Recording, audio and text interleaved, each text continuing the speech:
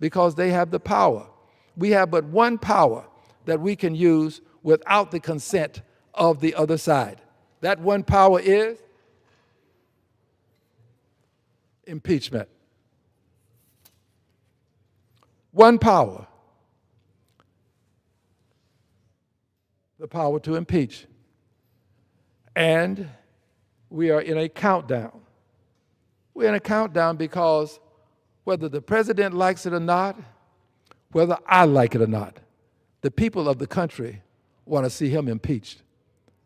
And whether he likes it or not, or whether I like it or not, or anybody else, he is going to be impeached before he leaves office again.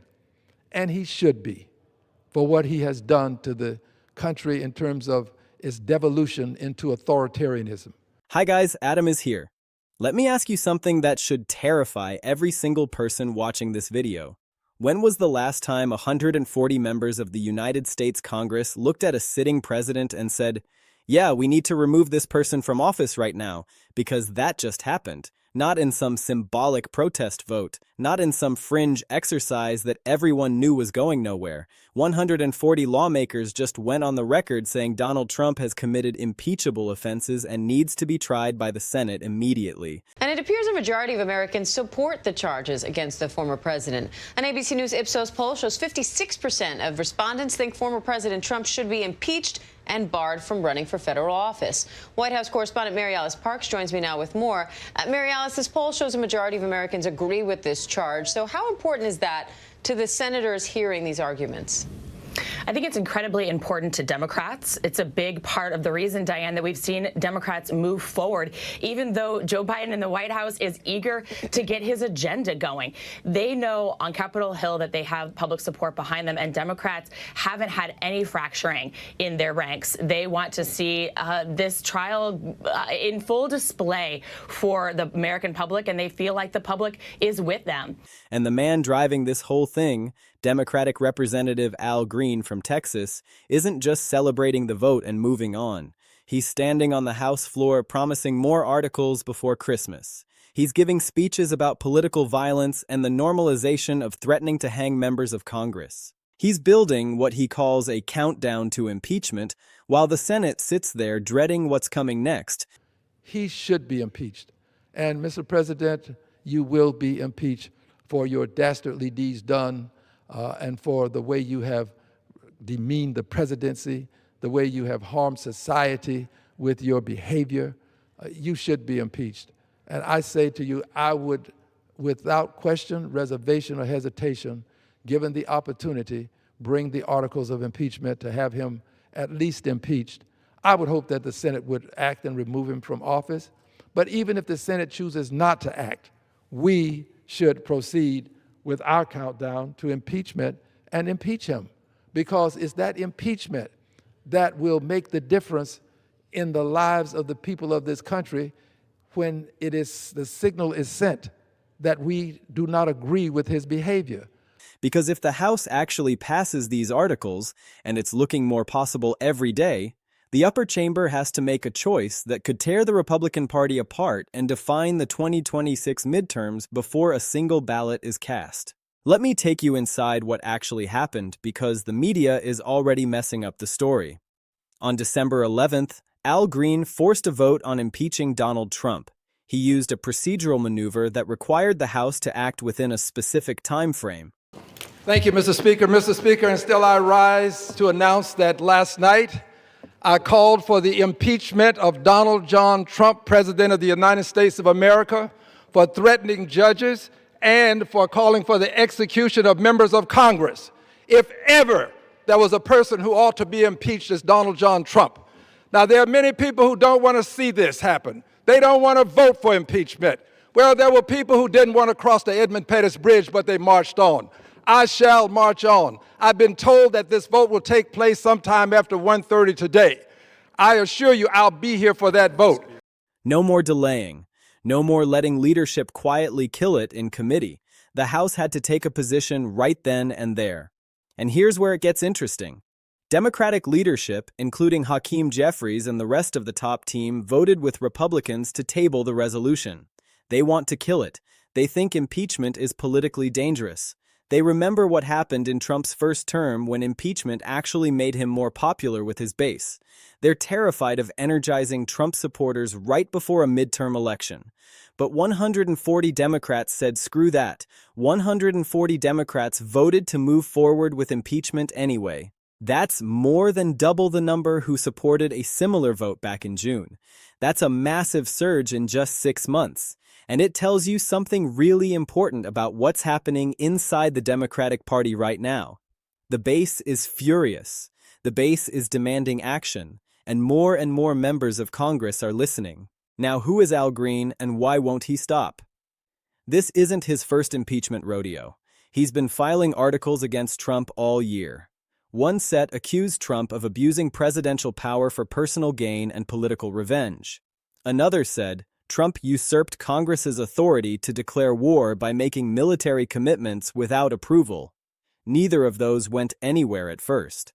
Most Democrats were too nervous to touch them. But Green kept pushing because he saw something that other people missed. Trump's rhetoric was escalating.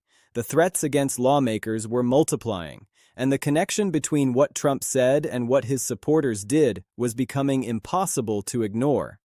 So Green shifted focus. He made political violence the centerpiece of his latest impeachment push. He started giving floor speeches that were absolutely brutal. He said Trump was normalizing the idea that you can just hang members of Congress because you disagree with their votes. He said the president was creating an environment where his supporters felt justified in threatening violence against anyone who opposed him.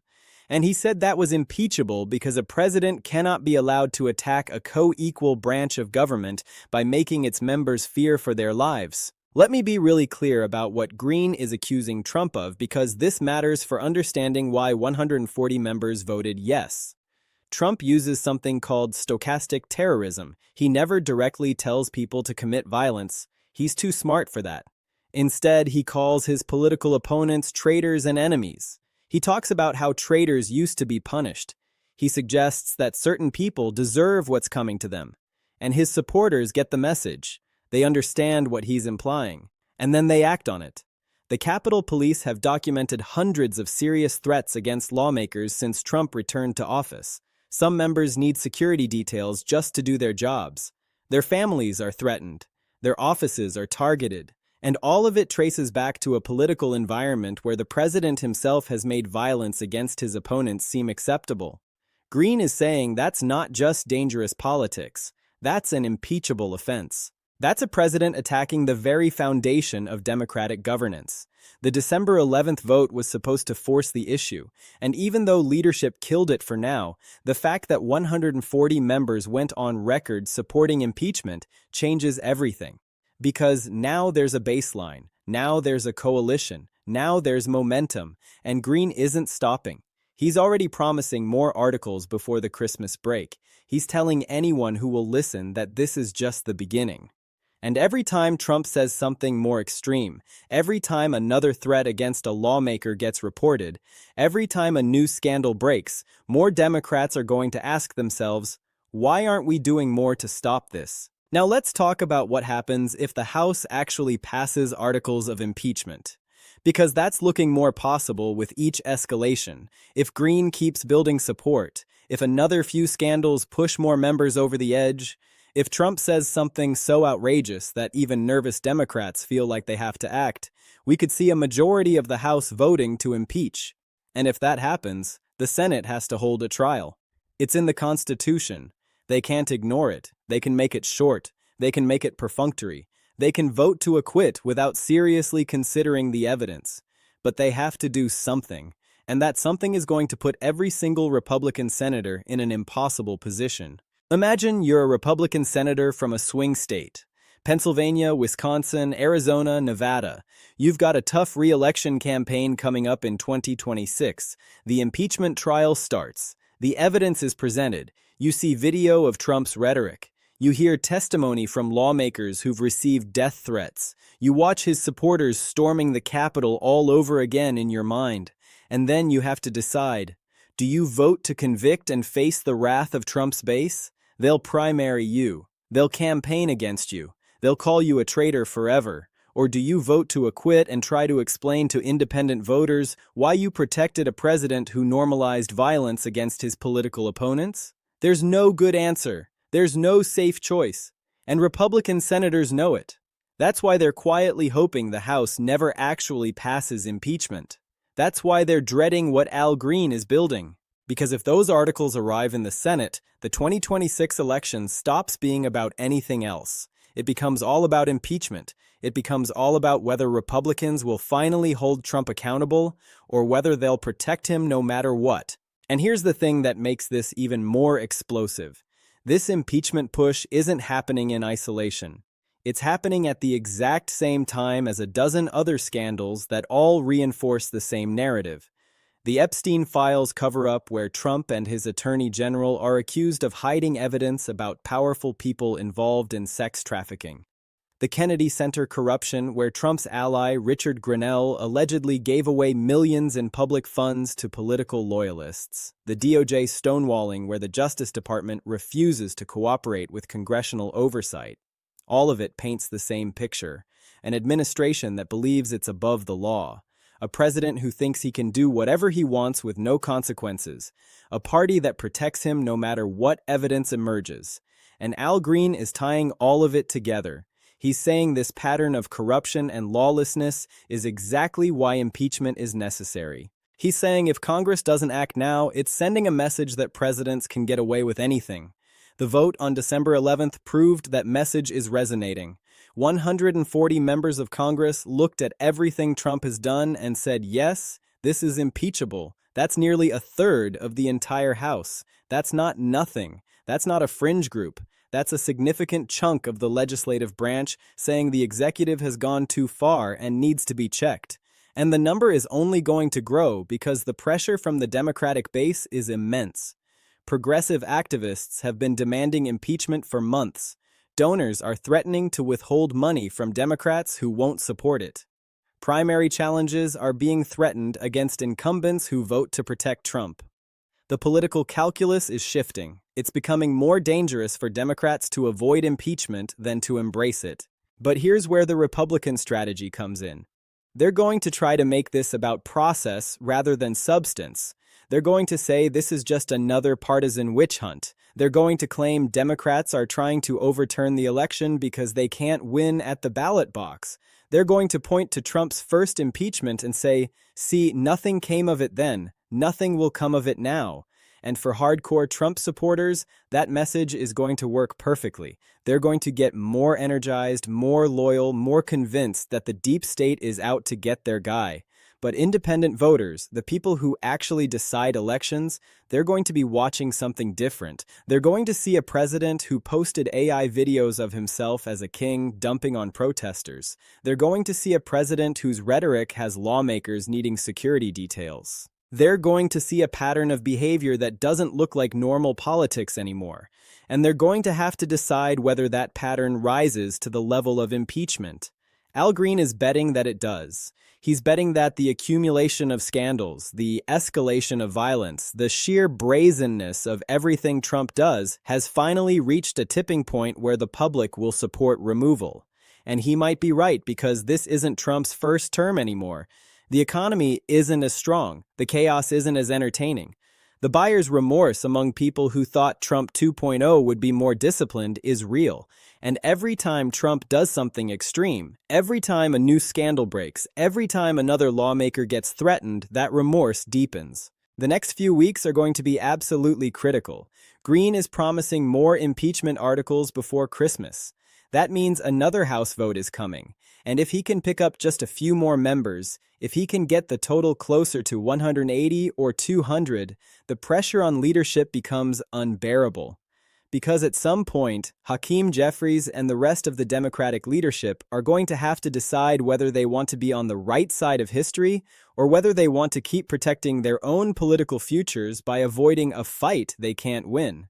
And if they choose to get behind impeachment, if they start whipping votes and making it a party priority, then House passage becomes almost certain, and then the Senate has to deal with it. And let me tell you what a Senate trial looks like in 2026.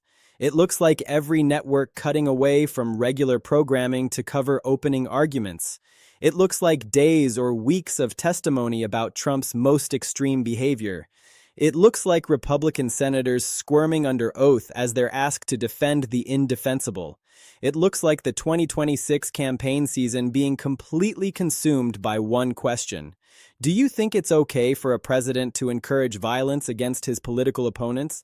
That question is going to be asked in every swing district, every competitive Senate race, every House debate from now until November, and Republicans are going to have to answer it. They can try to dodge. They can try to change the subject. But the question isn't going away because Al Green won't let it go away. Because every time they try to move on, he's going to file more articles.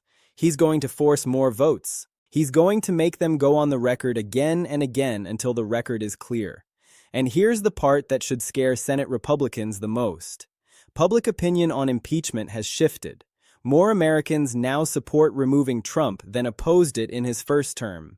The numbers are still close, but the trend is moving in one direction. And if another big scandal breaks, if the Epstein files release actually happens and shows something damaging, if Trump says something so extreme that even some of his supporters flinch, that trend could accelerate. By the time a Senate trial actually happens, the political landscape could look completely different. The bottom line is this: 140 members of Congress just voted to impeach the president. That's a fact. That happened. And the man leading that charge isn't stopping. He's already planning the next vote. He's already building more support. He's already making the case that Trump's normalization of political violence is an impeachable offense that cannot be ignored. The Senate is sitting there dreading what's coming because they know if the House passes articles, they're trapped. They have to hold a trial. They have to go on the record.